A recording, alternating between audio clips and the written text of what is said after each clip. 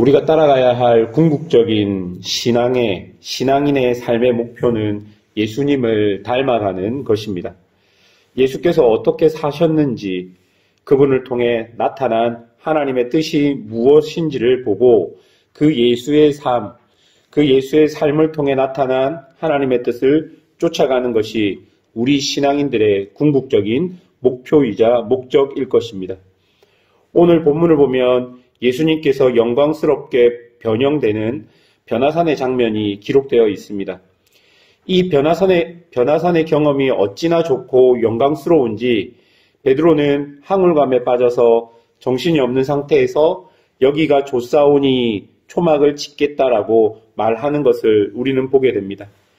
그렇다면 이 변화산 사건이 궁극적으로 우리에게 말하고자 하는 것이 무엇인지를 한번 살펴보겠습니다. 첫 번째로 이 변화산의 사건은 이런 영광스러운 경험, 이런 영광스러운 날들이 예수 그리스도를 따라가는 우리에게 반드시 다가온다는 것을 우리에게 보여줍니다. 우리는 신앙생활을 하고 있는 사람들입니다. 이 신앙생활의 목적은 우리를 창조하신 하나님께서 타락하기 전 원래 인간의 모습으로 회복하기 위함일 것입니다. 바로 그 회복이 나타난 것이 이 땅에 오신 예수님이고, 그러기에 우리는 예수님을 닮아가는 것이 우리의 삶의 목적일 것이죠. 이처럼 태초에 우리가 가진 하나님의 형상을 회복하는 것, 그것으로 우리가 예수를 닮아가는 것, 그것이 우리의 신앙의 목적입니다. 자, 생각해 보십시오. 하나님께서 6째 날 하나님의 형상으로 인간을 만드셨습니다. 그리고 그 다음 날인 7째 날 안식하셨습니다. 여러분, 이 안식은 아무것도 하지 않고 가만히 쉬고 있는 날을 의미하는 것이 아닙니다. 이 안식일은 하나님의 풍성함과 하나님의 평안, 하나님으로 충만해지는 것입니다. 즉, 오늘 본문에서 보여주는 이 변화산의 영광이 바로 안식의 참된 모습일 것입니다. 예수님이 제자들을 변화산으로 데리고 가서 이 영광을 보여준 것은 궁극적으로 하나님께서 하나님 백성들에게 주실 하나님의 평강과 영광을 미리 보여주신 것입니다. 사랑하는 여러분, 우리에게 있는 고난이 우리의 신앙의 끝이 아닌 것이죠. 기독교는 영광에 이르는 종교입니다.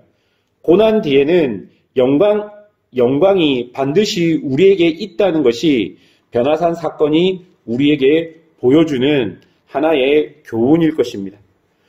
두 번째로 이 변화산 사건이 우리에게 말하고자 하는 것은 이 영광은 반드시 고난 뒤에 온다는 것을 말하고 있습니다. 즉, 다시 말해서 고난이 없는 영광은 있을 수 없다는 것입니다. 오늘 본문 2절을 보십시오. 제일 처음 나오는 단어가 여세후라는 단어입니다. 그렇다면 엿새 전에 무슨 일이 있었는지가 중요한데요.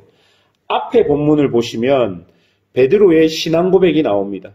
그리고 예수님께서 당신이 고난받고 죽을 것을 제자들에게 예언하십니다.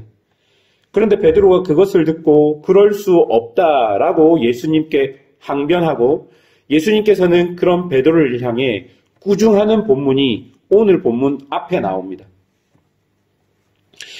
그리고 예수님은 제자들을 향해 이 고난은 나에게만 있는 것이 아니라 나의 제자인 너희들에게도 주어진다라고 말합니다. 그리고 마가복음 8장 34절의 말씀을 주시는데요.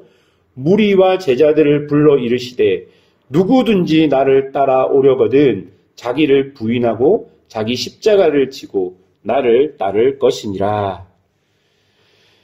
여러분, 이 땅을 사는 우리에게 자기를 부인하라는 것은 굉장히 큰 고난이 될 수 있습니다. 그리고 우리의 십자가를 지고 우리가 예수를 따른다는 것은 우리의 의지로 살아간다는 것이 아니라 하나님의 뜻을 따라 하나님의 의지로 살아간다는 것인데, 그렇다면 우리의 의지가 꺾이는 것입니다. 많은 사람들은 자신의 원함과 자신의 의지가 꺾이는 것을 고난이라고 생각하고 근심이라고 생각합니다.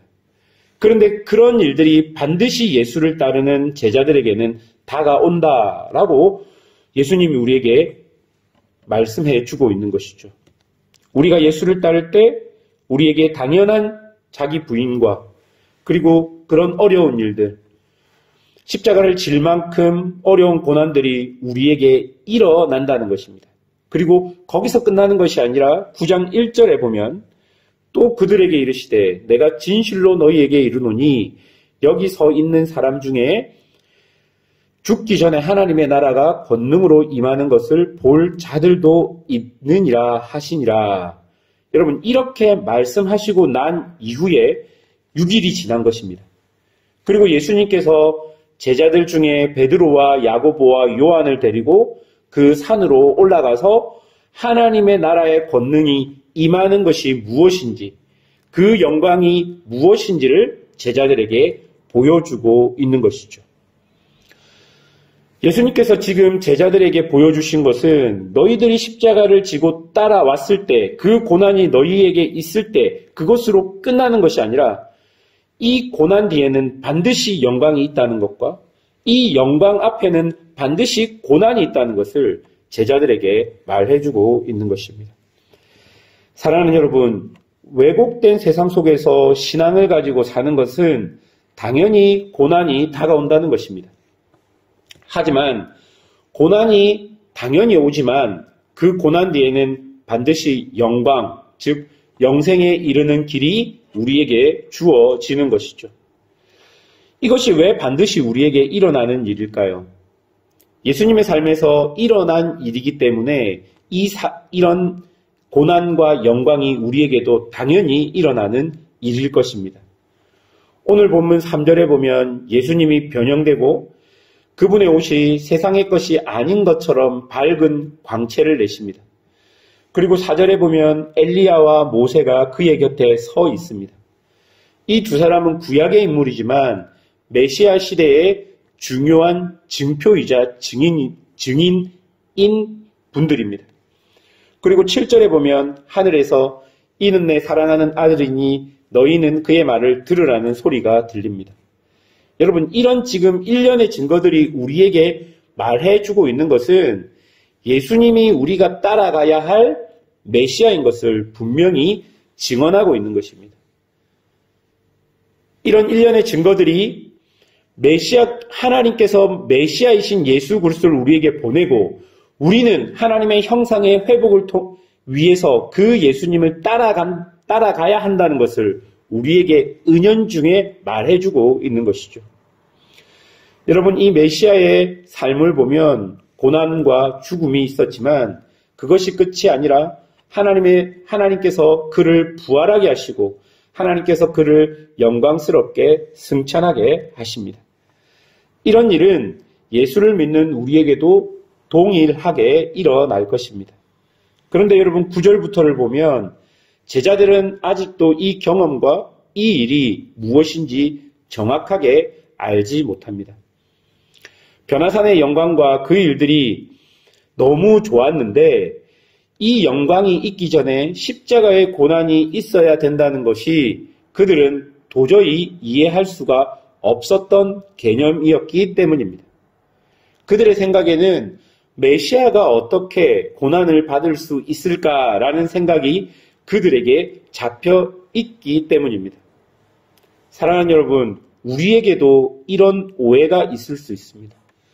어떻게 하나님을 믿는 사람들인데 어떻게 천지를 창조하신 전능하신 하나님의 자녀들인데 우리에게 고난이 다가올 수 있을까라는 오해가 우리에게 있을 수 있습니다.